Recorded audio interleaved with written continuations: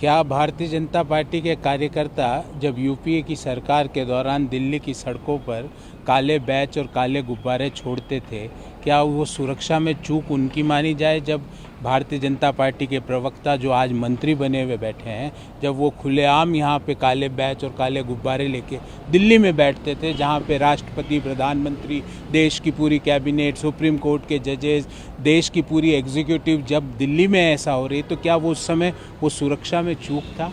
देखिए, समस्या ये है कि भारतीय जनता पार्टी से अगर आप सवाल पूछो और उनके पॉलिसीज़ का विरोध करो तो वो इस चीज़ को डाइवर्ट करते हैं। कभी प्रधानमंत्री की सुरक्षा पे डाइवर्ट करते हैं। हम तो चाहते हैं कि प्रधानमंत्री जी की सुरक्षा में 0.00001% भी चूक नहीं होनी चाहिए। हम तो प्रधानमंत्री जी की दीर्घायु की, शतायु की पूरी कामना करते हैं, पर क्या किसी लोकतंत्र में विरोध करना किसी व्यक्ति की जान पर खतरा होता है? मुझे तो नहीं लगता ऐसा।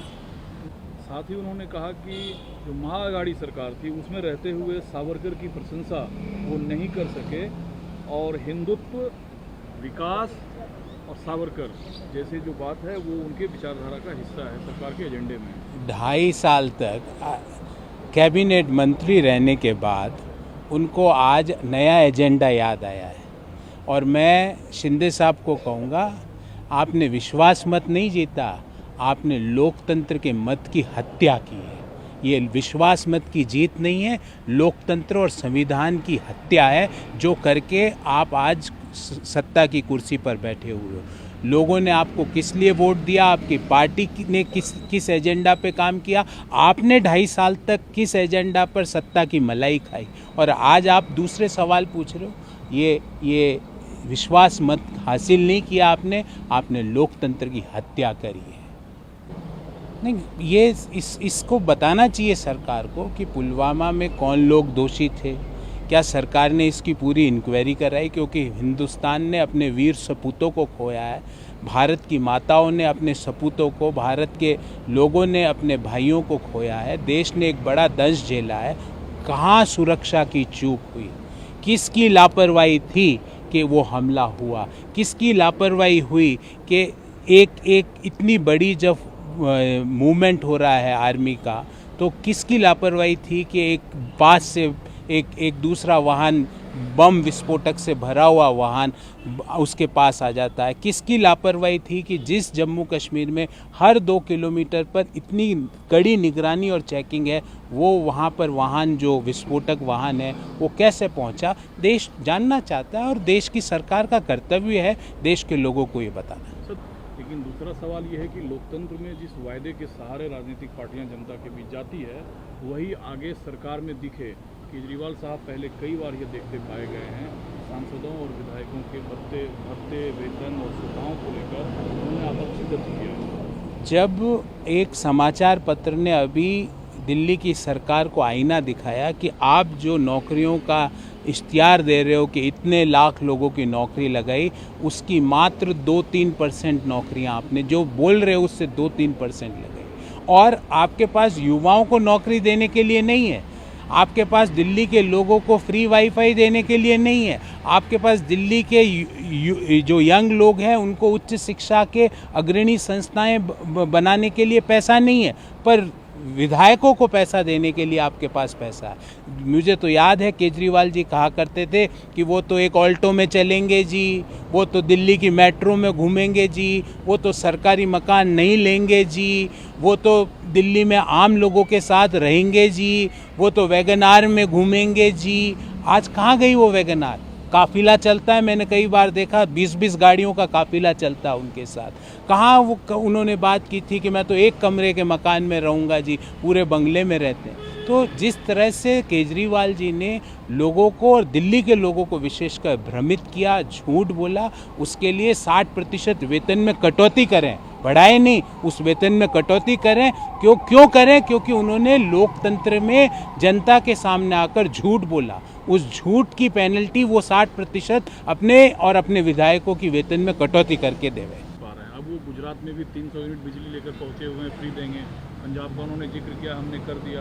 गुजरात में कह रहे हैं अगर ऐसा ही मौका मिला तो हम आपको यहाँ भी देंगे। देखिए, उनकी बातों का कोई विश्वास नहीं है। मैं अभी 3 महीने पूर्व उत्तराखंड में चुनाव हुए, वहाँ पे भी उन्होंने, जहाँ भी जाते हैं पहली बात बोलते हैं हिंदुस्तान में सबसे ज़्यादा बिजली की कीमतें यहाँ। पहले तो वो बता दे किस राज्य में, जिस राज्य में जाते हैं वो यही बात बोलते हैं। अब गुजरात के चुनाव है वो वहाँ बोल रहे हैं, हिमाचल में भी वही बात बोल के आए कि हिमाचल में सबसे ज़्यादा है। सबसे ज़्यादा कहीं नहीं है केजरीवाल जी, हिंदुस्तान में सबसे ज़्यादा असत्य, झूठ और भ्रम आप और आपकी पार्टी के लोग फैलाते हैं। इसलिए आपके जो ये लोक लुभावन वादे, आपने कहा था दिल्ली में पूर्ण वाईफाई करेंगे, दिल्ली को पूर्णतः सुरक्षित करेंगे, दिल्ली में युवाओं को रोजगार उपलब्ध कराएंगे। अभी एक समाचार पत्र ने आपकी झूठ की पोल खोली है। तो इसलिए ये इनकी बातों का कोई भरोसा नहीं। जहाँ जाते हैं 2 चीज़ें बोलते हैं, सबसे ज़्यादा बिजली की कीमत इस राज्य में है और मैं इतनी यूनिट बिजली फ्री कर दूंगा।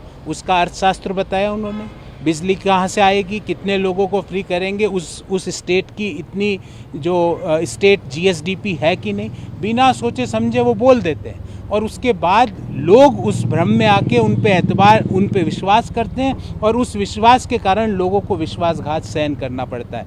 ये केजरीवाल का मॉडल असत्य, विश्वासघात और झूठ का मॉडल है। सर, फेडरल स्ट्रक्चर का हवाला देते हुए केंद्र से कहा कि राज्य को स्वायत्ता दें, वरना डीएमके स्वतंत्र तमिलनाडु के लिए लड़ने के लिए विवश होगा। इस संदर्भ में उन्होंने कई बातों का हवाला दिया। देखिए, ये कोऑपरेटिव फेडरलिज्म जो मोदी जी बार बार बोलते हैं वो एक्चुअली में डिस्ट्रक्टिव फेडरलिज्म होता जा रहा है। और ये तमिलनाडु की बात नहीं है। अगर आप बंद कमरों में भाजपा के मुख्यमंत्रियों से भी पूछेंगे तो वो कहेंगे कि हमारा पैसा केंद्र देता नहीं है जीएसटी का बकाया। वो कहेंगे कि हमारे बिना पूछे हमारी जो पुलिसिंग के राइट्स है वो केंद्र ले लेता है। वो कहेंगे कि हमारे बिना पूछे हमारे चीफ सेक्रेटरी को दिल्ली बुला लिया जाता है। ये सिर्फ विपक्ष की बात नहीं है, ये भारतीय जनता पार्टी के भी मुख्यमंत्री है, वो इस समस्या से ग्रसित है। तो मैं चाहूँगा प्रधानमंत्री जी और देश के गृह मंत्री जी भारत के संविधान का प्रियम्बल एक बार पुनः पढ़ें और उसमें जिस फेडरलिज्म की बात कही गई है, उसमें जो संविधान का जो मूल स्वरूप है, जो उस मूल स्वरूप को छेड़ने की, उसको बार बार तार तार करने का प्रयास ना करें। क्योंकि हर राज्य को संविधान में बाबा साहब अम्बेडकर जी ने हर राज्य को उनके राइट्स, उनके ड्यूटीज़, उनकी पावर्स दी हुई है। आप उस राइट्स में हस्तक्षेप करते हो। जब एग्रीकल्चर एक ऐसा विषय है जो राज्यों का विषय है, उस पर आप राज्यों के बिना सलाह मशवरा के कानून ले आते हो, फिर आप माफ़ी मांगते हो 9 बजे सुबह आके और उन कानूनों को वापस ले लेते हो। राज्यों की पुलिसिंग का जो राइट्स हैं वो उनसे छीन लेते हो, उनसे बिना सलाह मशवरा किए। एक राज्य के चीफ सेक्रेटरी को बिना उस राज्य के मुख्यमंत्री के आपने दिल्ली बुला लिया।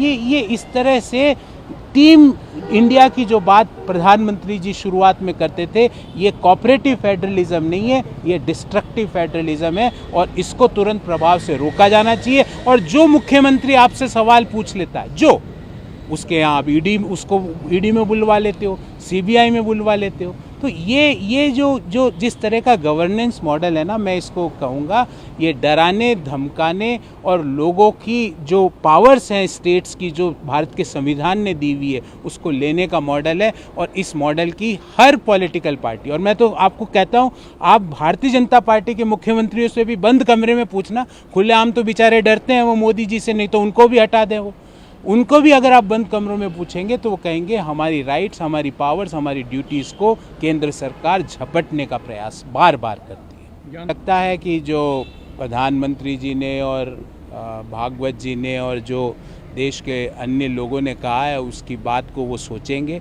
हर जगह मस्जिद और शिवलिंग और इस तरह की बातें खोजने की बजाय ये खोजेंगे कि मेरा नियरेस्ट स्कूल कौन सा है, मेरा नियरेस्ट हॉस्पिटल कौन सा है, मेरे नियरेस्ट लोगों को रोज़गार कैसे मिल रहा है, मेरे आसपास के लोगों की सुरक्षा कैसे की जाए, उनको अच्छी जीवन शैली कैसे मुहैया कराई पाए, उनकी क्वालिटी ऑफ लाइफ को कैसे इम्प्रूव किया जाए।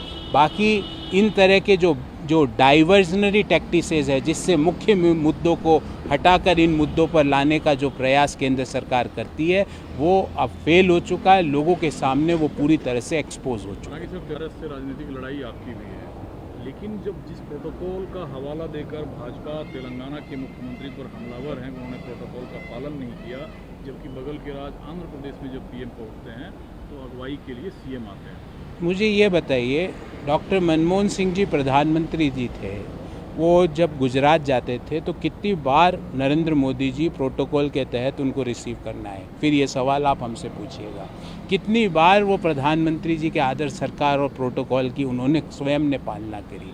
कितनी बार शिवराज सिंह चौहान ने की? कितनी बार वसुंधरा राजे सिंधिया ने की? इन सवालों का जवाब दीजिए। हाँ, मैं ये मानता हूँ कि प्रधानमंत्री का पद एक दल का पद नहीं होता, ये देश का पद होता है। पर जब प्रधानमंत्री पे रहते हुए व्यक्ति ये बोलते हैं कि शमशान और कब्रिस्तान का कंपैरिजन करने लगते हैं, जब प्रधानमंत्री स्वयं अपनी गरिमा किसी को 100 करोड़ 50 करोड़ की किसी की गर्लफ्रेंड बताते हैं, किसी को दिद्दी और दिद्दी बोलते हैं, किसी को बोलते हैं मैं वस्त्रों का रंग देख के उसका चरित्र बता देता हूँ, तो जब प्रधानमंत्री स्वयं अपने पद की गरिमा को घटा रहे हों तो उन्हें दूसरों से अपेक्षा नहीं रखनी चाहिए। नमस्कार, मैं हूं मानक गुप्ता। अगर आपको हमारा ये वीडियो पसंद आया हो तो इसे लाइक और शेयर जरूर करें, और हाँ, हमें सब्सक्राइब और फॉलो करना ना भूलें ताकि आप देश और दुनिया की कोई खबर मिस ना करें। तो जुड़े रहिए हमारे साथ और देखते रहिए न्यूज़ 24।